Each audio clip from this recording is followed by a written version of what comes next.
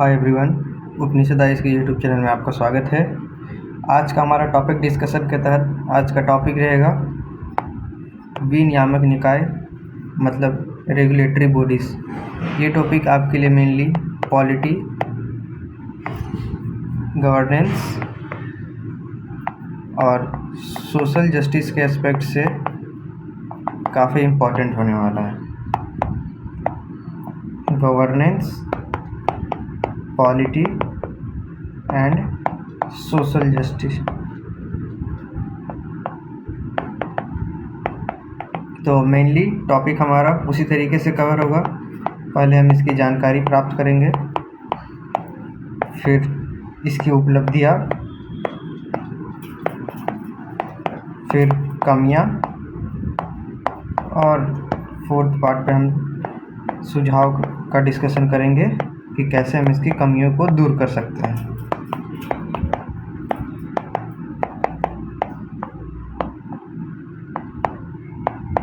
तो अगर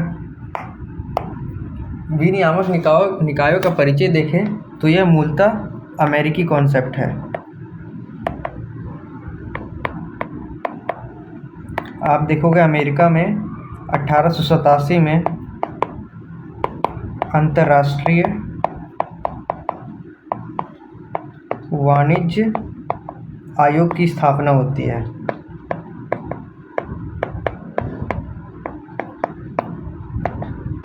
जो विश्व स्तर पर अमेरिका के वाणिज्य से संबंधित मामलों को देखती है। इस प्रकार देखो तो ये एक क्या बोल सकते हैं, कॉन्फ्लिक्ट सॉल्विंग बॉडी है।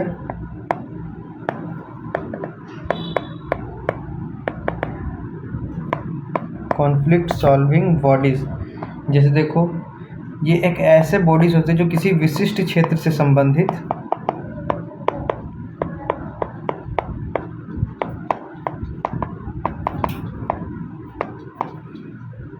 संगठन कार्य, किसी विशिष्ट क्षेत्र से संबंधित संगठन कार्य और गतिविधियों को नियंत्रित करते हैं।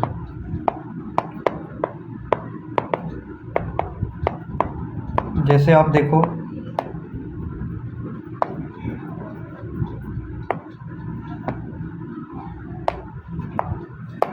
जैसे आप एग्जांपल लो, ट्राई टेलीकॉम रेगुलेटरी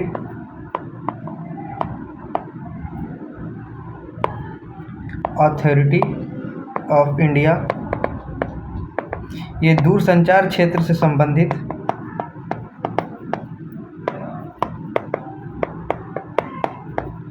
मामलों की जांच करता है, सुनवाई करता है।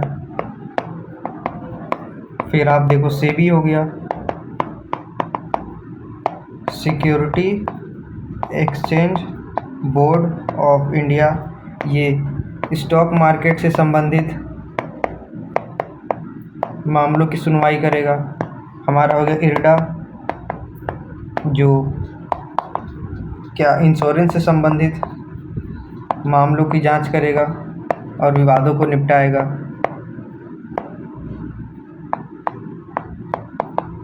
इसी प्रकार से विनियामक निकाय ऐसे अंग होते हैं जो विशिष्ट क्षेत्र से संबंधित मामलों को सुलझाते हैं और उस पर निर्णय प्रदान करते हैं। ये एक प्रकार से कार्यपालिका का अंग होते हैं।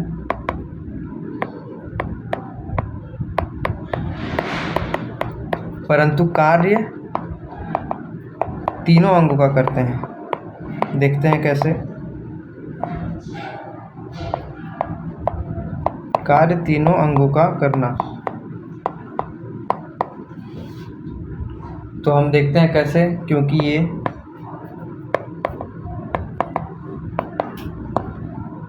कार्यपालिका का कार्य कैसे करते हैं।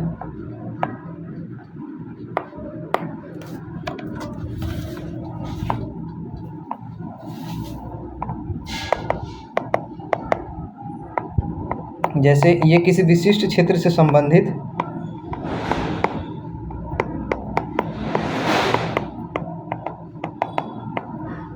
नियम कानूनों का निर्माण करते हैं।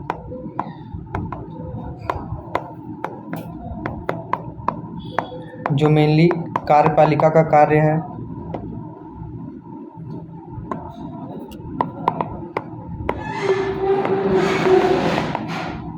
जो कार्यपालिका का कार्य है।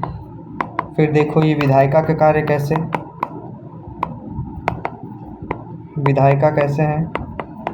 जिस प्रकार विधायिका कानूनों का इम्प्लीमेंट करती है, यह भी अपने विशिष्ट क्षेत्रों में उन कार्य का इम्प्लीमेंटेशन करते हैं। फिर देखो ये न्यायपालिका का अंग कैसे हैं।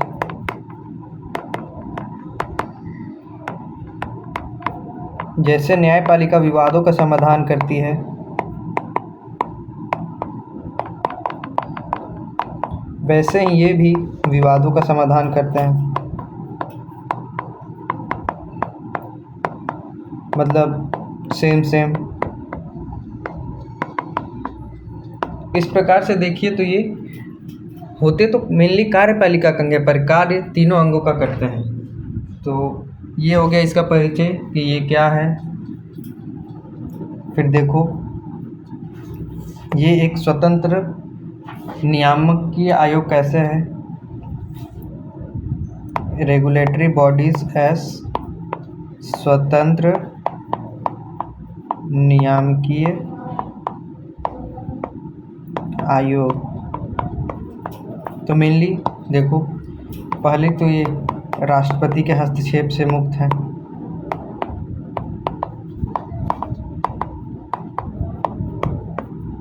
क्योंकि ये सांविधिक निकाय हैं।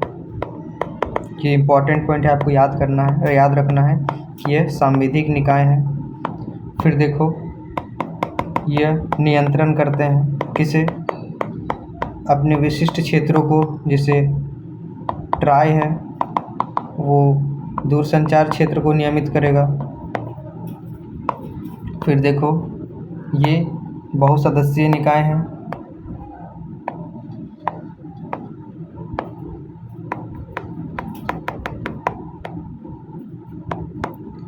मल्टी पर्सन बॉडीज, जिस कारण से भी इसकी स्वतंत्रता सुनिश्चित होती है। और इसी इसकी तीन प्रमुख भूमिका हैं। इसी तीनों प्रमुख भूमिका मतलब नियंत्रण,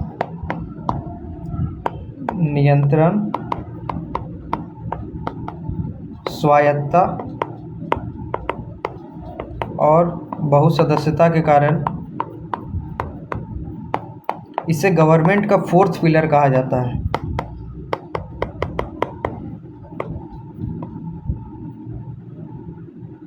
मतलब तीन पिलर तो गवर्नमेंट के पहले से ही हैं। विधायिका, कार्यपालिका, न्यायपालिका, और उसमें अब आ जाते हैं रेगुलेटरी बॉडीज़। ये काफ़ी इंपॉर्टेंट पॉइंट है। इसे फोर्थ पिलर ऑफ गवर्नमेंट कहा जाता है। और किस कारण कहा जाता है आपको ये याद करना है। फिर चलिए हम देखते हैं भारत में इससे संबंधित कैसी स्थितियाँ थी। भारत में क्या ज़रूरत पड़ी कि हम रेगुलेटरी बॉडीज़ जैसे संस्थाओं को लाते हैं। भारत में इसकी स्थिति,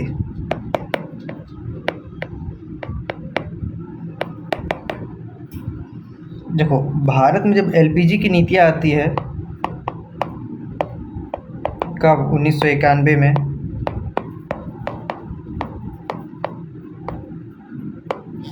तब हम बाजार की भूमिका को प्रोत्साहन देते हैं। सरकार की भूमिका को कम करने का प्रयत्न करते हैं।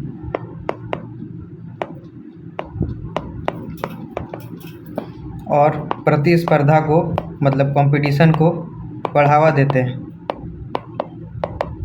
इस क्रम में जो एक क्षेत्र होता है जिस पे पहले सरकार का प्रभुत्व होता है, उस पे प्राइवेट बॉडीज़ भी घुसते हैं, प्राइवेट बॉडीज़ भी आने लगते हैं। जैसे देखो आप, हमारा MTNL हो गया या BSNL हो गया। MTNL मतलब महानगर टेलीकॉम निगम लिमिटेड और भारत संचार निगम लिमिटेड।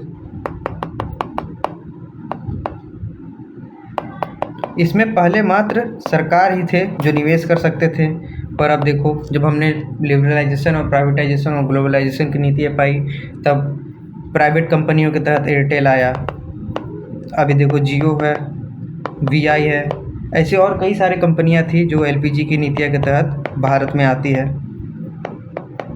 जो प्राइवेट कंपनियां होती हैं। तो इस कारण देखो सरकार की भूमिका में परिवर्तन होता है। सरकार की भूमिका में परिवर्तन होता है। कैसे? पहले मात्र सरकार ही थी और अब प्राइवेट बॉडीज़ भी आ गए। इस कारण से वैकल्पिक विवाद इस कारण से जो ये संस्थाएं थे उनके मध्य जो विवाद होता उनके समाधान के लिए हमें रेगुलेटरी बॉडीज़ की ज़रूरत पड़ी, ताकि दोनों के मध्य का कॉन्फ्लिक्ट हम दूर कर सकें। अब देखो, बिफोर LPG और आफ्टर LPG में सरकार की भूमिका में क्या परिवर्तन आया, इसको मेनली हम कुछ पॉइंटों के माध्यम से समझ सकते हैं। जैसे देखिए, जो पहले सरकार थी वो नाव का एक चप्पू के समान थी, मतलब यह पूरी तरीके से, मतलब चप्पू नहीं होगा तो नाव कैसे चलेगा, इस कारण सरकार ही मात्र थी जो आवश्यक थी। अब सरकार की भूमिका एक चालक के समान हो गई, मतलब सरकार निर्देशन दे सकता है, उसकी भूमिका निर्णायक नहीं रहेगी, उसकी भूमिका निर्देशक स्वरूप होगी। फिर एक और पॉइंट देखिए, सरकार पहले अभिनेता था, मतलब सरकार का ही एकमात्र रोल था, पर अब सरकार की भूमिका डायरेक्टर वाली हो गई है। अब वो सबको मार्गदर्शन करेगा, ना कि उसकी भूमिका उतनी निर्णायक होगी उसके बिना काम ही नहीं चले। फिर आप ऐसे ढेरों एग्जाम्पल ले सकते हो कि पहले सरकार खिलाड़ी थी, मात्र उसका कार्य था खेलना, अब वो एम्पायर हो गई, अब वह निर्देशन का कार्य करने लगी, मतलब सरकार की भागीदारी कटी नहीं बल्कि व्यापक हो गई। जैसे वही पहले LIC थी, GIC लाइफ इंश्योरेंस, एक सेकेंड, हमारी पहले LIC थी life insurance corporation of India, GIC general insurance corporation of India, वो देखो उसके विवाद समाधान के लिए IRDA आई। हमारा BSNL, MTNL, इसके विवाद समाधान के लिए TRAI आ गया। इस प्रकार भारत में इसकी स्थिति LPG की नीतियों के आने के बाद से व्यापक तौर पर उभरती नज़र आती है, जिस कारण से हम ऐसी संस्थाओं का निर्माण करते हैं। फिर चलो इसके कार्यों को देखो।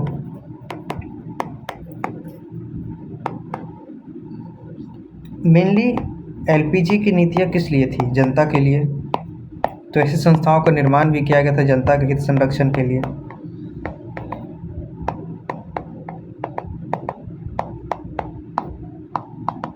क्योंकि भारत नियामकीय राज्य से लोक कल्याणकारी राज्य की ओर मुड़ा, और लोक कल्याणकारी राज्य में जनता का हित ही सर्वोपरि था।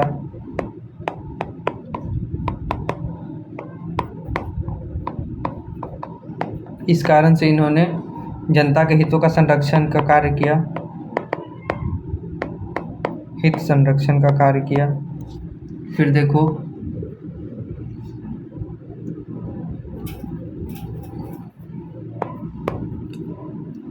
दो पक्षों के मध्य का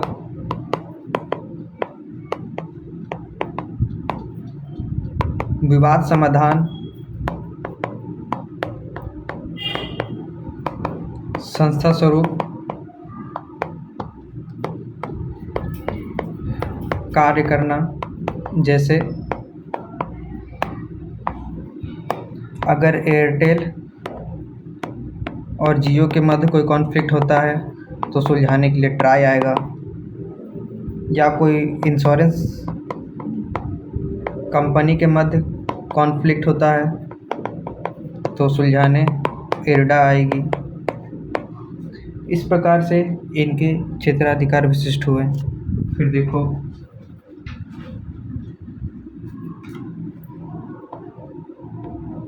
फिर इसके थर्ड कार देखो, जो इनके क्षेत्र हैं उनसे संबंधित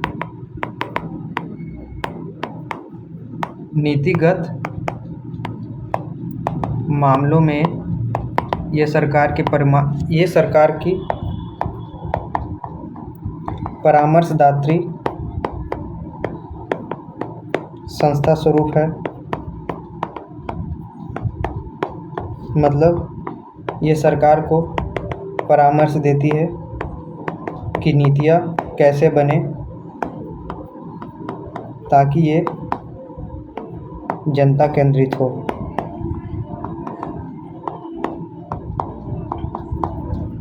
फिर इसके कार्य क्या हैं और कार्य देखो, अपने विशिष्ट क्षेत्र से संबंधित नियमों का निर्माण करना,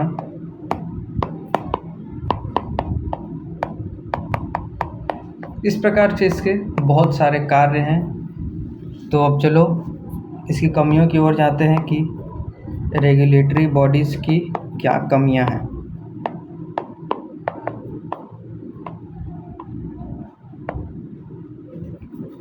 जैसे देखो, मेनली सभी जो सरकारी संस्थाएं उनकी एक कमियां लग रहती है स्वायत्तता का अभाव,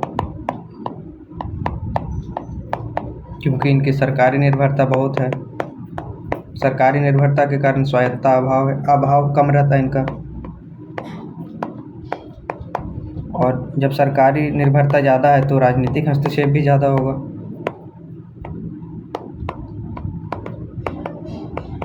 फिर देखो नौकरशाही का वर्चस्व,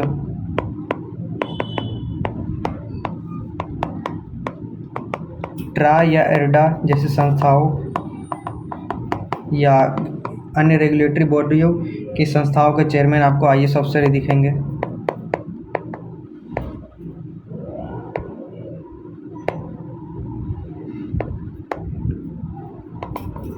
मतलब सभी ऊंचे पद पर आईएएस का ही वर्चस्व है। फिर देखो आईएएस होने के कारण विशेषज्ञता का अभाव। क्यों? क्योंकि आईएएस सामान्यज्ञ है। सामान्यज्ञ मतलब जिसको सभी क्षेत्रों का ज्ञान होता है, सभी क्षेत्रों का थोड़ा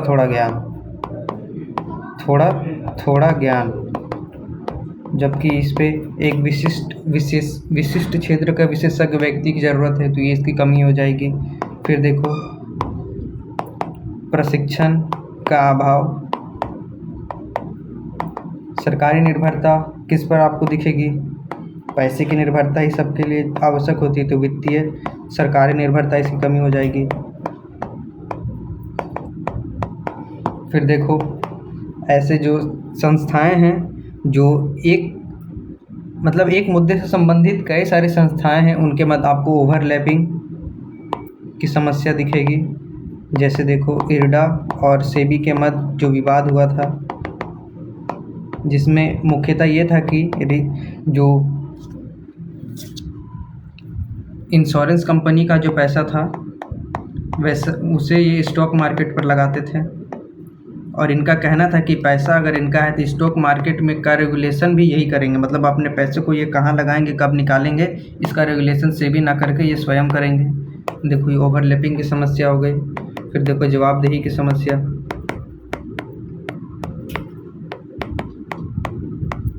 फिर मुख्यतः ऑडिट का हमें अभाव ही दिखता है। ऐसी ढेरों समस्याएं हैं। फिर मात्र समस्या से तो काम नहीं चलेगा, हमें इसे समाधान के सुझाव भी देने होंगे। तो जो इनकी नकारात्मक समस्याएं हैं उन्हीं को आप पॉजिटिव रूप में सुझाव के रूप में लग सकते हो। जैसे विशेषज्ञता का अभाव, तो विशेषज्ञता बढ़ाई जाए। फिर जितने रेगुलेटरी बॉडीज़ हैं उनकी नियुक्ति और कार्यकाल एक समान किए जाए।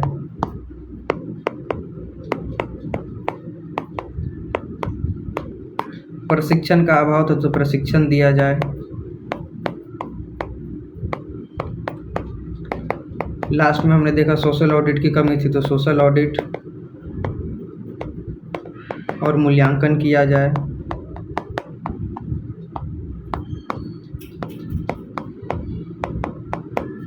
सरकारी हस्तक्षेप किस पे था? वित्तीय चीज़ के लिए, तो हमें इसके लिए एक अलग से फंड रेज किया जाए, वित्तीय निर्भरता घटाई जाए।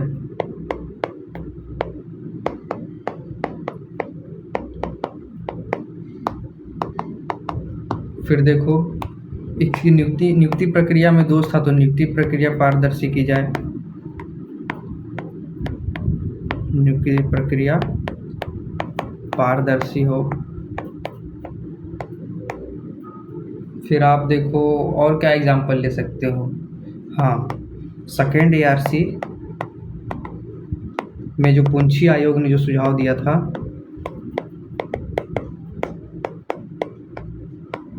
उसे माना जाए। ये काफ़ी इम्पोर्टेंट पॉइंट है, पुंछी आयोग के सुझाव माना जाए।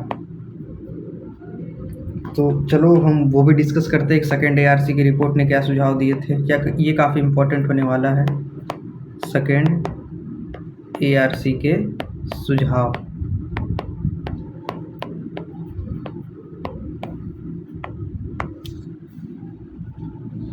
तो देखो पुंछी आयोग ने क्या सुझाव दिए थे। पुंछी आयोग ने पहला ये सुझाव दिया था कि जो नागरिक समाज है,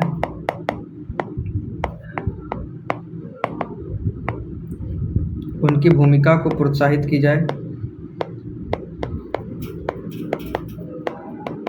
मतलब अगर कुछ गलत हो रहा है तो नागरिक समाज या तो RTI दाखिल करे, PIL दाखिल करे, विरोध करे, जिससे इन पर अंकुश लगेगा और इनकी स्वायत्ता थोड़ी कम होगी। मतलब पॉजिटिव वे में नहीं, नेगेटिव वे में इनकी स्वायत्ता कम होगी।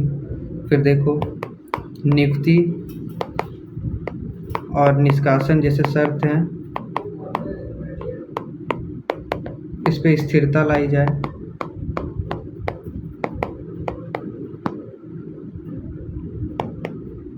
फिर देखो, संसदीय निगरानी को मजबूत किया जाए।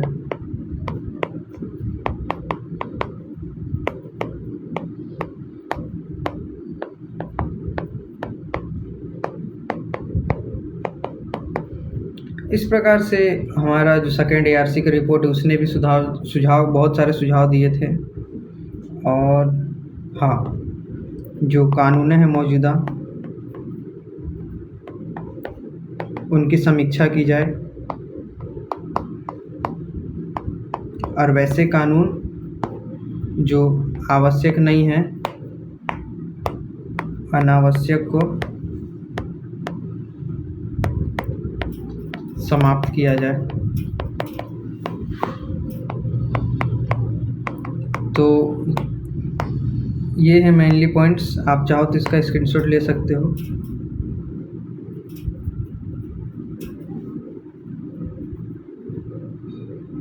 ये है हमारा टॉपिक, रेगुलेटरी बॉडीज़ मतलब विनियामक निकाय, उसका परिचय,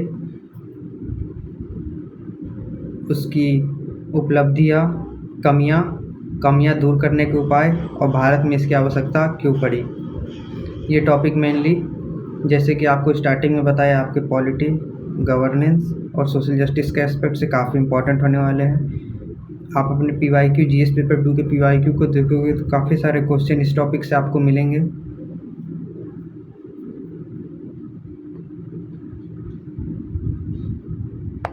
ये था हमारा टॉपिक और इसका डिस्कशन। Thank you.